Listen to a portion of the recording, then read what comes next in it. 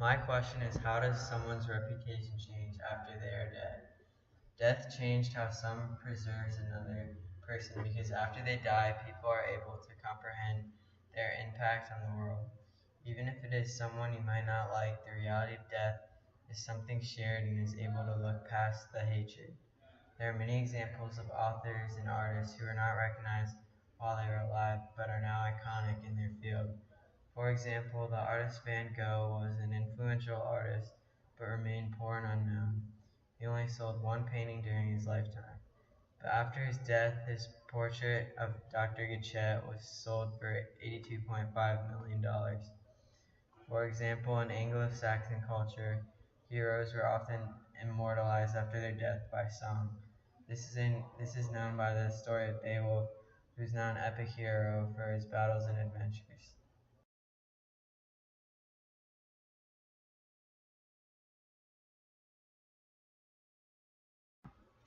Are our lives determined by fate or free will?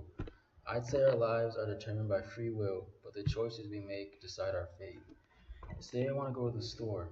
I made the choice to get in my car and drive, but if I were to get in an accident, that would be fate. All in all, our free will to make our own choices will ultimately decide our own fate.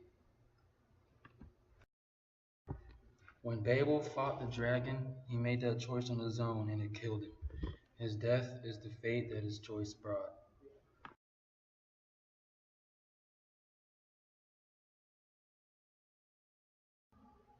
My question is, how does authority affect a person's personality?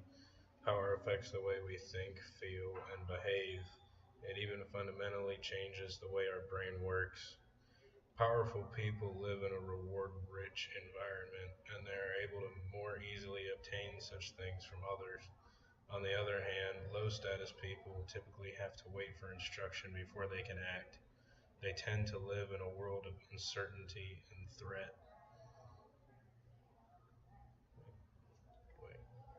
In the Stanford prison experiment, they took a group of 24 healthy males to play the roles of prisoners and prison guards. The participants adapted to their roles beyond what was expected. The guards in power abused the prisoners who accepted torture.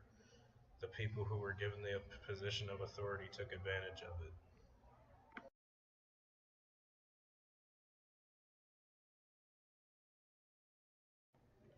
Why do humans require physical objects to represent abstract ideas? Have you ever been proud of a trophy you've earned? The answer is probably yes. Humans have a natural tendency to give value to animate or real objects over abstract ideas. In real life, a medal symbolizes honor and a statue can represent God. But now the question is why?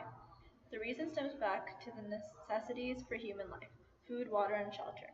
People have grown up with physical objects, and the brain requires a physical representation to explain abstract ideas and concepts. For example, in Beowulf, the golden torque that Watchtoe gives Beowulf is a symbol of bond and loyalty, while the golden necklace Beowulf gives Wiglaf is a passing of rulership. Monster is an imaginary creature made of different human and animal forms. It has structural deformities. It could also be something extremely large that horrifies many people. In literature, monsters are usually the antagonists. In Beowulf, the monsters he fights represent an alien or inhumane presence in society that must be destroyed for their safety. Grendel and his mother exist beyond the boundaries of human realms, and Beowulf must kill them because they have caused extreme havoc. Additionally, since both the dragon and Beowulf died at the end of their battle, their fight is a representation of the encounter with death.